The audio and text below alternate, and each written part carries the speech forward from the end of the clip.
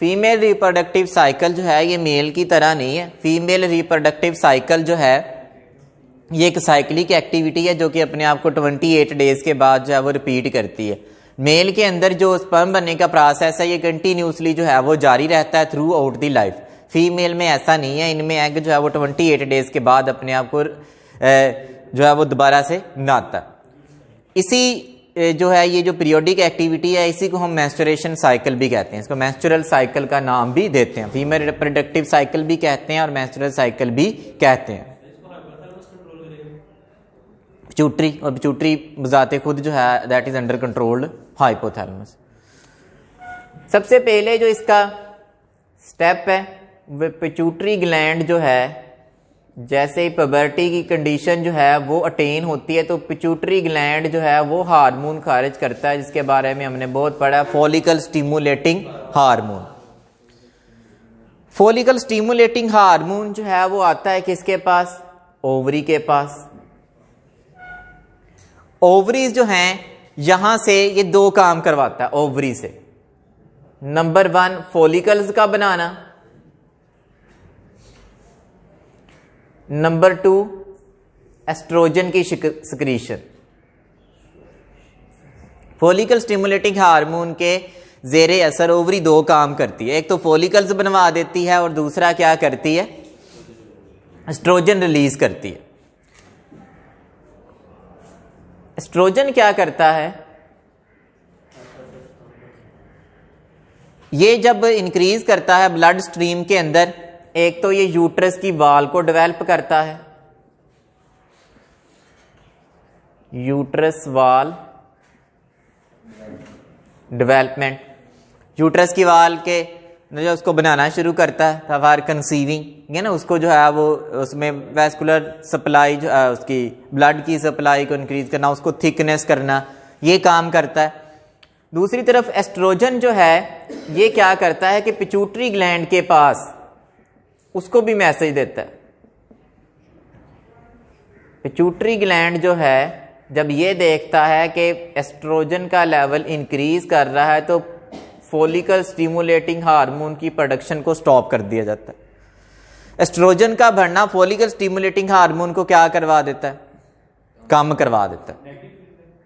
Negative feedback, जहां पे oestrogen का बनना फॉलिकल स्टिमुलेटिंग हार्मोन को ही क्या करवा देता है? कम करवा देता है।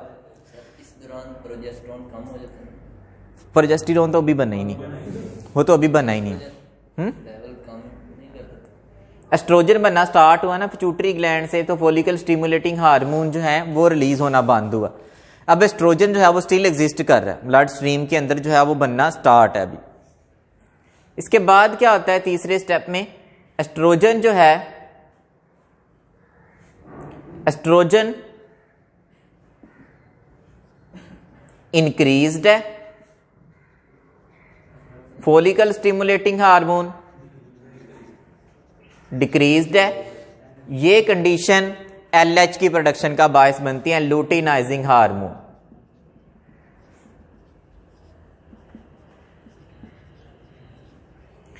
ये कंडीशन किसका बायस बनती है? लुटिनाइजिंग हार्मोन की सिक्रीशन का। लुटिनाइजिंग हार्मोन जो है ये क्या करता है? इसको एलएच कहते हैं। लुटिनाइजिंग हार्मोन को शॉर्टली क्या कहते हैं? एलएच। इसके जेरे असर जो है वो फॉलिकल्स जो हैं, जो फॉलिकल्स डेवलप किए थे बाय फॉलिकल स्टिमुलेटिंग हार्मोन से, वो रिलीज करवा देते हैं एग को। अब क्या बन गया है? एग बन गया। बाकी फॉलिकल्स बहुत सारे होते हैं, एक आग में से क्या निकल जाता है? एग बना देता है। सारे बाकी के जो है वो फॉलिकल एट्रीसिया होता है, फॉलिकल डीजेनरेट होना शुरू होते हैं। तो फॉलिकल जब डीजेनरेट होते हैं तो वो एक स्ट्रक्चर बनाते हैं that is known as corpus luteum. Luteinizing hormone ने क्या बनवाया? एग बनवाया और क्या बनाया? Corpus luteum. कार्पस लूटियम एक येलो ग्लैंडुलर मैस है, येलो है, ग्लैंडुलर के ये भी सिक्रीशन करने की सलाहियत रखता है।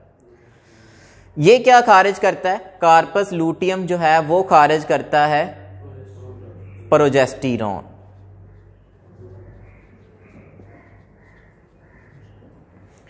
प्रोजेस्टेरोन जो है ये सपोर्टिंग इफेक्ट रखता है ऑन यूट्राइन वॉल।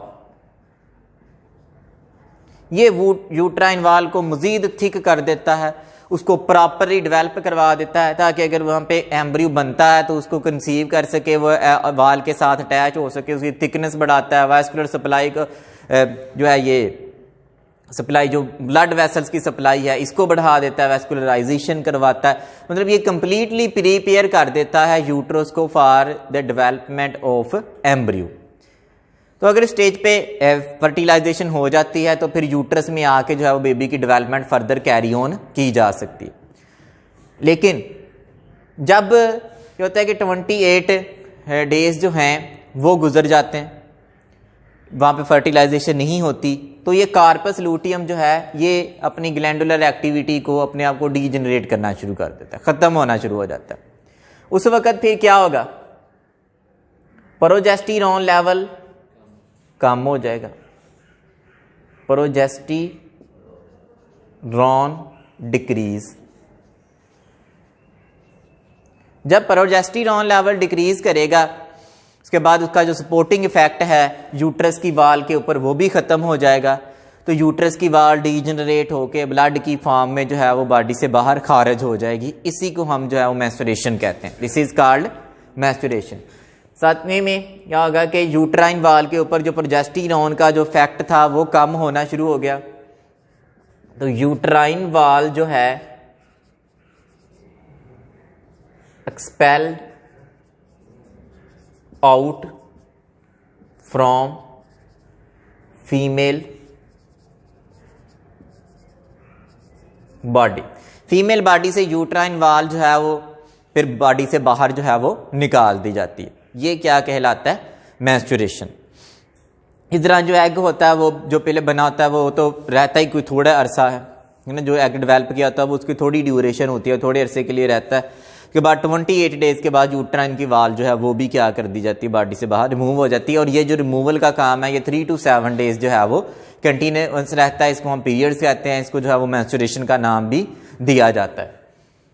इसके बाद ये निकलने के बाद जो है वो दोबारा से एग जो है वो फोलिक स्टिमुलेट, प्रोजेस्टेरोन कम हो गया, एस्ट्रोजन कम है, फोलिकल स्टिमुलेटिंग हार्मोन दोबारा से प्रोड्यूस होना शुरू होगा।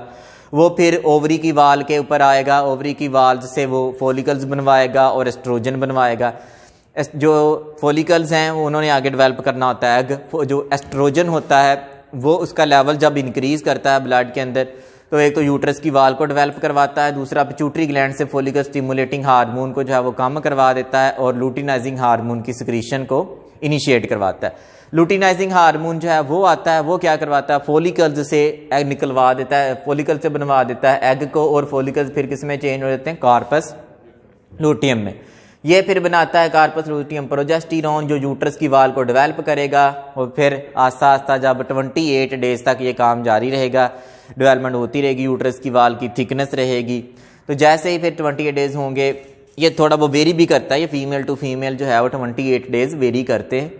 तो 28 डेज के बाद जो है वो क्या होता है, यूट्रस की वाल के ऊपर सपोर्टिंग इफेक्ट खत्म होने लगता है प्रोजेस्टेरोन का, क्योंकि प्रोजेस्टेरोन खत्म हो रहा है due to degeneration of corpus luteum, वो खत्म है, प्रोजेस्टेरोन खत्म है, यूट्रस की वाल जो है उसके ऊपर सपोर्टिंग इफेक्ट खत्म है, तो यूट्रस की वाल बॉडी से बाहर खारिज हो जाती है, जिसको हम क्या कहते हैं, मैस्टुरेशन।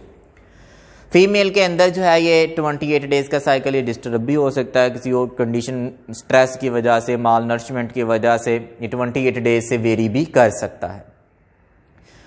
और जब फीमेल ओल्ड एज में चली जाती हैं तो तब ये साइकिल जो है वो कम्प्लीटली स्टॉप हो जाता है, मैस्टुरेशन साइकिल, इसको हम कहते हैं मेनोपॉज।